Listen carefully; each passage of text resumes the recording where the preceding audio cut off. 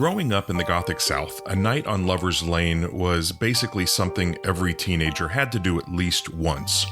You and your friends, or maybe someone special, would pile into a car and head to one of these secluded spots for a little mischief and probably a little excitement.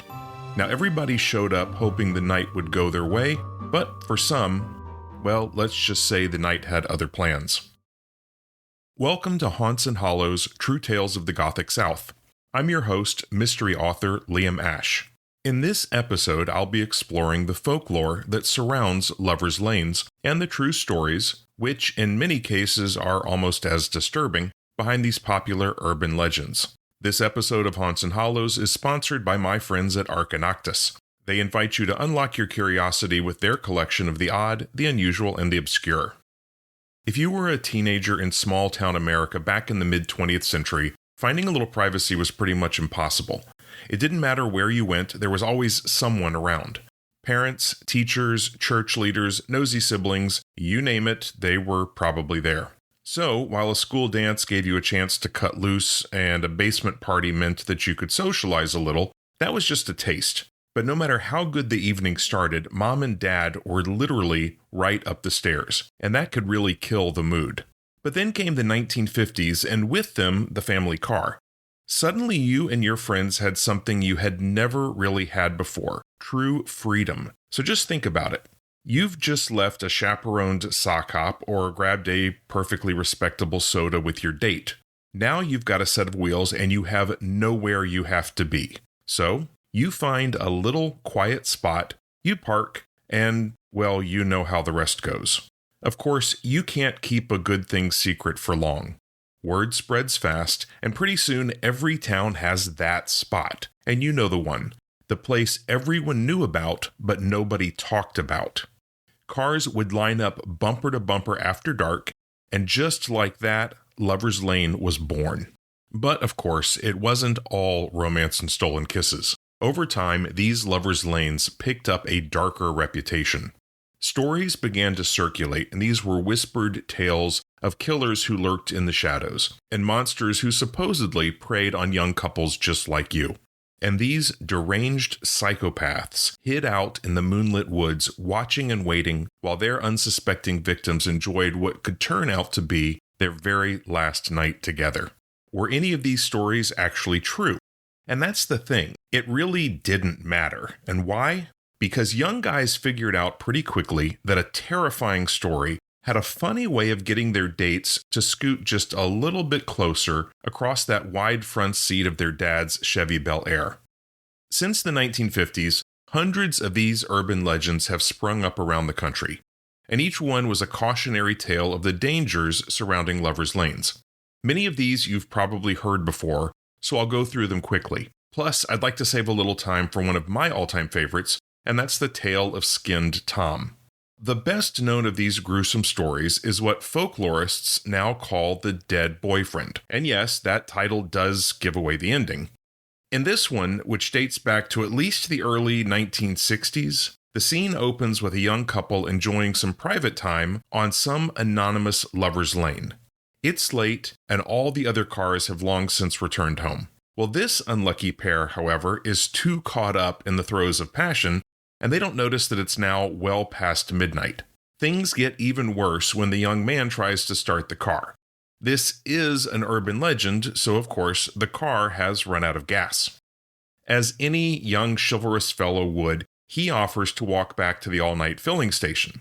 They passed one just on the edge of town, and he guesses it would probably be maybe 10 minutes on foot. If he hurries, he can be back with a gallon of gas soon enough to get his date home before her parents notice that she is not in her bed. And so far, this sounds like a solid plan. Well, to keep his date safe and comfortable, he turns on the radio. He tells her to lock the doors, curl up on the front seat under a blanket, and listen to a little music. This way, he figures, anyone walking by will never even suspect that she's there. For the first half hour or so, the girl is nervous, but she's not too worried. I mean, her date will be back knocking on the window at any minute. After 40 minutes, now she's beginning to worry. He should be back by now. And making the waiting even worse is that subtle sound of a tree branch slowly scraping back and forth on the car's roof. At the hour mark, now her panic really begins to set in. She turns up the radio a bit louder to drown out that awful scraping noise, and she pulls the blanket tightly over her head. Just as she is about to lose hope, she hears a banging on the window. Then a flashlight lights up the interior of the car, and a man's voice demands that she opens the door. Fortunately for her, the flashlight is a policeman. As he opens the door, he tells her to slowly exit the car and to keep the blanket over her head at all times. Under no circumstances, he warns, should she remove the blanket. This is, he swears, for her own good.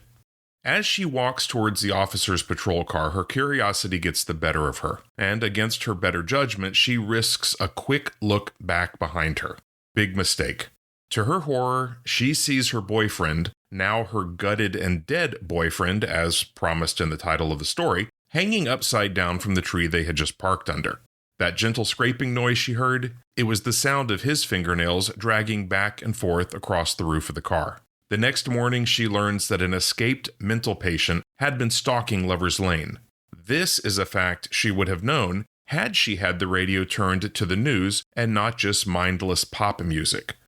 Now, this wasn't the only urban legend of this sort from that era. There's another folktale that most everyone has heard, and that's the story of the killer with the hook hand. And yes, that is another spoiler. Well, this one popped up about the same time as the dead boyfriend, or maybe even a few years earlier.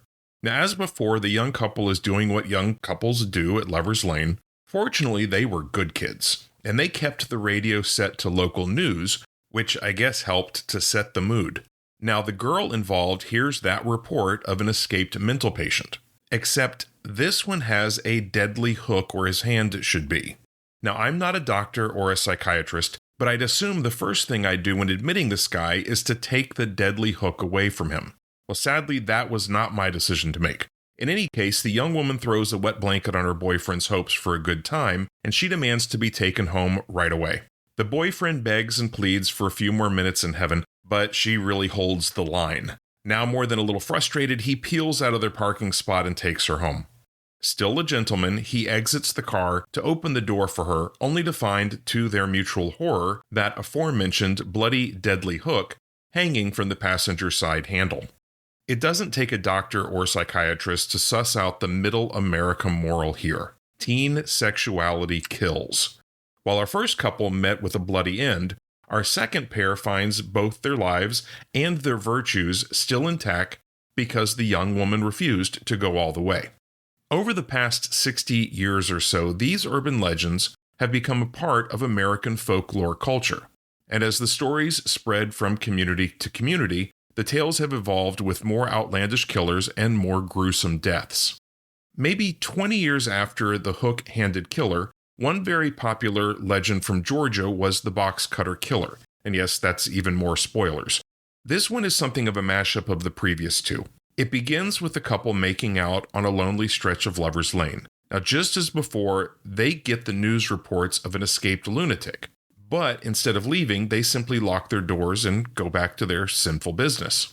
After a few fumbling moments of ecstasy, and this should start to sound familiar, the girl hears a scraping noise coming from outside the car. This time, our brave hero looks through the windows, and he sees no one outside. So screwing his courage, he unlocks the door and steps out to take a look around. His mission is cut short when that aforementioned lunatic killer, who is actually hiding on the ground beneath the car, slices the young man's Achilles tendons with the aforementioned box cutter. This cripples the teen to the ground, making him an easy kill. With our hero out of the picture, the terrified girlfriend is soon sliced to ribbons. In this story, like the first, the deranged maniac escapes into the night to continue his killing spree. Earlier, I promised you my favorite of these stories, and it's a good one. It seems to have started in rural Tennessee, and it pops up from time to time in communities like Elizabethton and Murfreesboro. Unlike the legends we've already discussed, the tale of Skinned Tom does have a supernatural element to it. According to myth, Tom, still very skinned and still very dead, now haunts the local lovers' lanes as a ghost out for revenge. This tale, regardless of when and where it's actually being told, always seems to start about 20 years ago. According to the legend, a handsome young man named Tom Doyle had the eye of every woman in town. But Tom's eye was of the wandering type, so settling down really wasn't on his mind. That is, of course, until he met Ella Quinn. With long blonde hair and deep blue eyes, Ella had it all. She had looks and wit and charm and wiles, and, as it turns out, a very, very jealous husband. While her husband Hank was busy at his butcher shop, and that should be your first clue where this story is going, Ella was spending both her time and her affections on young Tom. They would rendezvous around town, and their favorite spot for an illicit tryst was, as you've probably guessed, Lover's Lane. So one autumn evening, Tom and Ella got to doing what couples do when parked in the darkness. My guess is that to Tom, this was certainly one of the best nights of his young life. Well, that is, until the door of his new car was nearly pulled from the hinges, and a fist like a steam shovel dragged him from the front seat. Let me set the stage here. Ella is now screaming on the front seat. Tom is hanging in the night air, and that's because Hank Quinn, the butcher, has lifted Tom off the ground with one hand, and he's brandishing a wicked carving knife in the other. Tom, who is now as pale as a ghost, bursts into tears. He babbles for a bit and then finally gets out, "Please, Hank, don't stab me." Well, the big man just laughs. "Stab you," he replies, "I'm not going to stab you." So cue Ella screaming some more as Hank slams the car door and drags Tom into the dark woods. From the front seat, Ella stopped screaming just long enough to hear Tom sobbing and pleading, which turned into Tom shrieking in sheer terror. Of course, Tom had the keys to the car, so Ella curled up in the front seat, covered herself with Tom's coat, and hid. The next morning, Hank Quinn walked into the police station just after breakfast. He explained what he had done, and he offered himself up for arrest. When the deputy asked if he had killed Tom Doyle, Hank wasn't so sure. "Well, he was still alive when I left him," he replied, "but I don't know for how long." The deputies set out with a search party, and in the woods just before the turn at Lover's Lane, they found their first clue. There were broken reeds on the ground and torn strips of dirty red cloth hanging from low branches. Well, when they got a bit closer, they realized the cloth wasn't cloth at all. It was strips of human skin. They followed the gruesome trail, and it led them to an empty hollow between 4 trees. There, the grass had been matted down, and the dirt was soaked red with blood. "Someone put up one hell of a fight," one deputy said, "and it looks like they still lost." The deputies continued down to the Lover's Lane, where they found Ella Quinn still sobbing and hiding in the front seat of Tom's car. While one officer escorted her to his cruiser, he tried to shield her eyes from the scene. Fortunately, for Ella at least, she never saw the dozens of rust-red footprints that surrounded the car, or the marks of Tom's bloody hands that covered the windows. That was 20 years ago, and since then, the legends suggest that more than one young suitor has gone missing from Lover's Lane. Each time, they never find a body, although they do find bloody knuckle prints on the car windows and fingerprints on the door handles. No one can prove it, but they all know it's Skinned Tom. As delightfully graphic as these urban legends are, we have to ask, where did these stories get their start? Most such folk tales do begin with some grain of truth, either a news report, some old family history, or maybe a true tale that's been stretched one too many times over the years. So, what are the true stories behind these Lover's Lane legends? One of the 20th century's earliest serial killer panics occurred in the Texarkana region of the United States. In 1946, a killer, who was later dubbed the Phantom of Texarkana, attacked 8 different people, killing 5 of them. Over the coming weeks, media attention and public outcry churned the local townspeople into a state of near hysteria. There were countless interviews conducted and more than 200 potential suspects were questioned. Rumors began to circulate and sundown curfews were put into place. Given that most of the attacks were focused at well-known Lover's Lane locations, the police even took to recruiting local teenagers. They hired them to hang out in cars along these dark roads while deputies sat in hiding nearby. But despite these really, really ill-advised efforts, the Phantom was never caught or even identified. One of the best-known Lover's Lane killers, actually one of the most notorious serial killers of all time, is the Zodiac Killer. Zodiac was thought to be active in the San Francisco Bay Area at the end of the 1960s. Of his 7 victims, and I'm assuming that it is a he, 6 were couples parked in areas commonly thought of as lovers' lanes. Even though two of his targets survived their ordeals, the Zodiac Killer has never been caught. So, what about the Gothic South? Back in 1923, a young man named Duncan Waller and his mistress, a woman named Ruth McElwain Tucker, were shot to death while parked on an isolated lover's lane near Memphis, Tennessee. 4 months later, a man approached Obie Spencer and Laura Johnson as they sat in Spencer's car in a spot right near where the first two murders occurred. The figure fired a pistol, killing Spencer immediately and wounding Johnson. According to Johnson, the man got in the car and attempted to drive her to a more secluded spot, most likely to kill her. Before they arrived, though, she leapt from the moving car and ran to a nearby house for help. Although she did survive the attack, she was never able to identify Obie's killer. For 2 months, police made virtually no headway in their search for the man the media had nicknamed the Petting Party Bandit. The cops eventually got lucky that July when a pawn shop turned up a watch that resembled one owned by original victim Ruth Tucker. The watch was traced to one Charles Barr, and he was a chauffeur for a man named E.H. Crump, a prominent Tennessee politician. When the murder weapon was found in the trunk of Crump's limousine, Barr confessed to all 3 killings. 2 years after his arrest, Barr was executed in Tennessee's electric chair. Some 50 years later, the city of Atlanta was terrorized by a series of Lover's Lane attacks that left 3 dead and 3 more wounded. It all started on the morning of January 16, 1977. Police were called after a car slipped slowly through an intersection and struck a street sign. There were plenty of witnesses, and they said that the oddest part of this very low-speed crash was that no one ever got out of the car, and they didn't think to check. So the police opened the car's doors and they got a shock. They found LaBryan Lovett and Veronica Hill, both naked and suffering from gunshot wounds. Before dying, the couple claimed they had been parked at Lover's Lane, and an unknown man approached the car, firing several shots through the windshield. Lovett tried to flee in the car, but he was losing blood and soon passed out. 3 weeks later, Dennis Langston and Ateria Tatum were engaged in intercourse in Langston's car. They were parked in a lot near the entrance to West Manor Park. As before, a man approached them and fired 6 rounds into the car, wounding them both. Fortunately, this time they survived, but they were only able to give a very vague description of their shooter. The final attack came 3 weeks after that second shooting. Diane Collins and her fiancé, who was never named in reports for some reason, were idling in his car at Adams Park.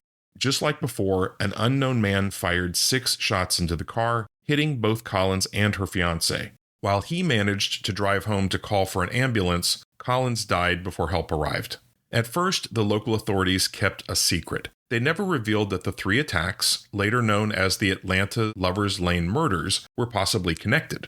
Eventually, the investigation stalled, so they released to the news that the same MO and .38 caliber gun were used in each killing. With very few leads and no other concrete evidence, the hunt for the killer soon came to a dead stop. And within just a few months, the Atlanta police would be devoting all free resources to another panic, the infamous Atlanta child murders that first seized the city in 1979. A little further north, a more determined serial killer claimed at least 10 victims along Virginia's Colonial Parkway, an isolated and poorly lit stretch of road between Jamestown, Williamsburg, and Yorktown. The parkway had long been a popular spot for couples hoping for a little privacy. On October 10, 1986, Naval Academy grad Kathleen Thomas and college senior Rebecca Andowski were found dead in Thomas's white Honda Civic. The couple had been strangled and their throats had been cut. Then both bodies had been doused with diesel fuel. Detectives uncovered yet another interesting fact. Due to the lack of blood in the car and the unusual positioning of the bodies, they determined that the 2 women had been killed somewhere else and later returned to the car. 11 months later, salesman David Lee Nobling and middle school student Robin Margaret Edwards were reported missing. His truck was found empty but still running at a wildlife parking area just off the parkway. There were no other clues, but within a few days, the bodies of both Nobling and Edwards had washed up on the banks of the James River. This time, both had been shot in the head. 7 months after those bodies surfaced, a pair of college students disappeared after leaving an off-campus party. The next morning, the car carrying Cassandra Lee Haley and Richard Keith Call was found at the nearby York River overlook. All of Call's clothing and most of Haley's was found folded on a seat in the car. Oddly, there appeared to have been no signs of a struggle.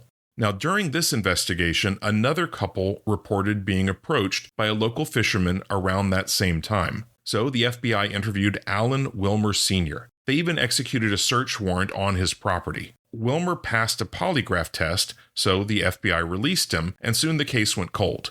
The bodies of Haley and Call were never found. The following year, Anna Marie Phelps and Daniel Lauer disappeared. Lauer's car was later located at a rest stop in New Kent County. 6 weeks later, their skeletons were found by 2 hunters in a wooded area off Interstate 64. Now, by this time, the shadow of the Colonial Parkway Killer was looming large over the entire area.